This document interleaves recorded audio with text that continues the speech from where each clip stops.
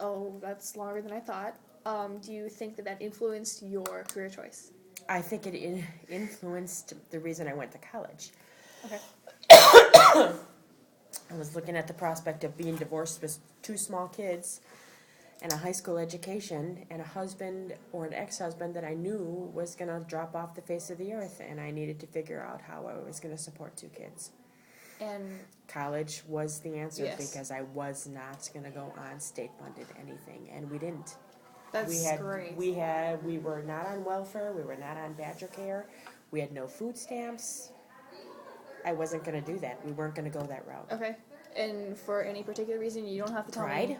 Okay, that's fine. Pride is good. Because I'll be goddamned if I was going to go on to a state-funded anything. Okay. I'm a fully abled person who can work, and I did 2 or 3 jobs while I went to college to make sure that I didn't have to use those programs. I remember. I don't feel that if you're able-bodied and you can work 40 hours and there's no reason not to, regardless of what the job, that you should be on any state-funded anything. Okay. All right. That's absolutely a very good reason. And it worked. Yeah, for sure. No, I remember you going to school, and I was you guys were 10 at that point. You were 10 and 12. Because my actual first job was, after the divorce, was the before and after school. Yeah, the daycare. You were a daycare attendant, and that didn't require any kind of college or anything. It didn't, and it allowed me to be with you guys before and after school, and then enough time during the day to go to school full time while you guys were in school, so it didn't disrupt too much. I hated being in daycare. It was so boring. I know. I hated doing it, but it provided for us. No, I understand, and I'm very happy that part of my life is done, and I don't have to do that again. Now, what do you like to do in your free time?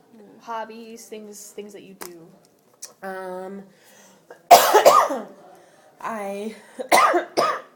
Sorry, my mom has bronchitis. If you haven't figured that one out yet. I belong to a sheep's head club, so I play cards. Okay, and I know you're in book club also. Mm-hmm.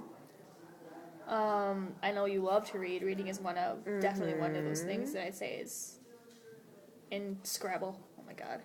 You should be on like a Scrabble team. Now, friends. Now, I know you have your group of girls. I think I have a pretty diverse group of friends. They all seem to be like you, though. No. Single. No. No. Okay. The card club. Okay. I am the second youngest. Whoa. All those women are in their 50s or 60s.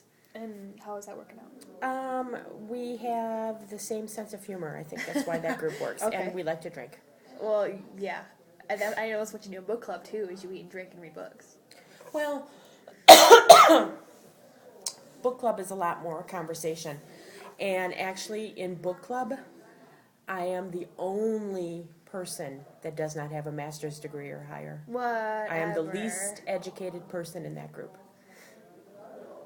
That's weird. Even everybody. The they all have driver, master. I forget what her name is. Okay, that's card club. Book club is completely different. Right. Sorry. Book club, they have masters or or PhDs. Jeez. I have a lowly. Do you feel the need to go back to school? No. Not at all. Nope. Okay. I don't think it would do me any good in the part of HR that I do now. It wouldn't advance me anymore. I don't think it would garnish me any more money. No, I think I make more money than I should for what. I think you make a lot of money too. Okay. And you don't even really know how much money No, I make. I don't. I just know it's not $8.50 an hour. No, it's not. No, I know it's not. But at this point, I don't think schooling would advance me any further. If I thought it would, I would go back. Would I go back? I may. I still may. Mm-hmm. Would it be for an HR master's degree? Maybe not. Okay. I'd like to go for a culinary degree or something else. Do something else. A passion of yours, culinary.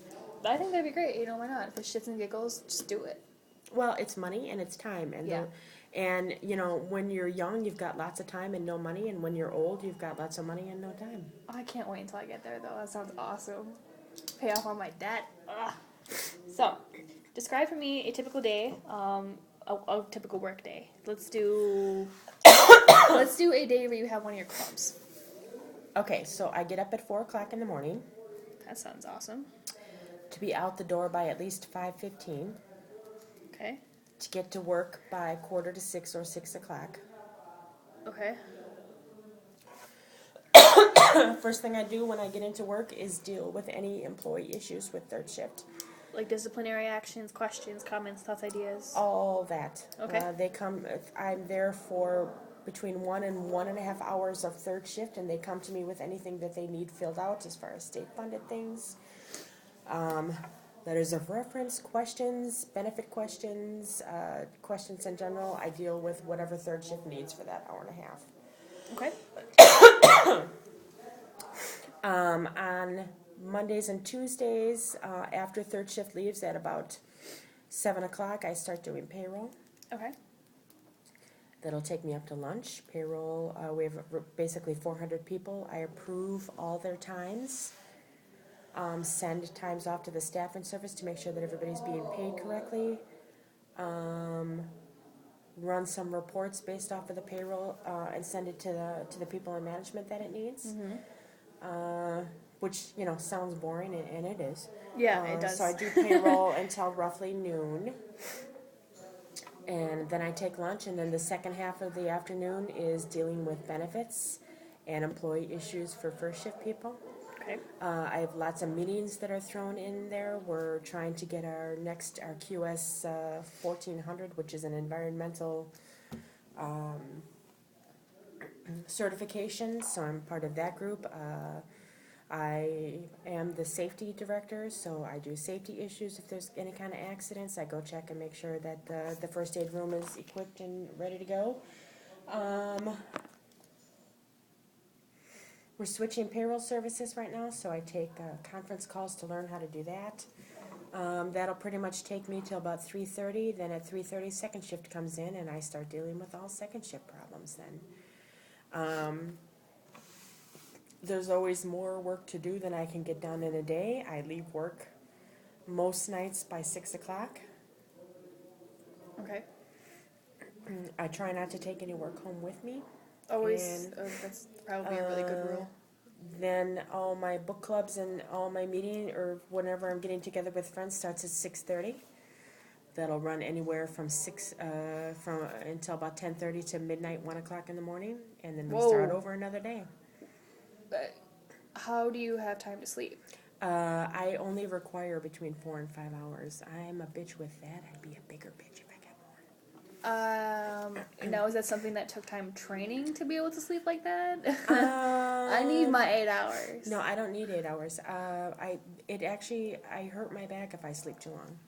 Okay. So 4 or 5 hours is all I require. Oh, hey, whatever works for you. Now, as far as like your personality, would you say that you have more of a structured personality, or are you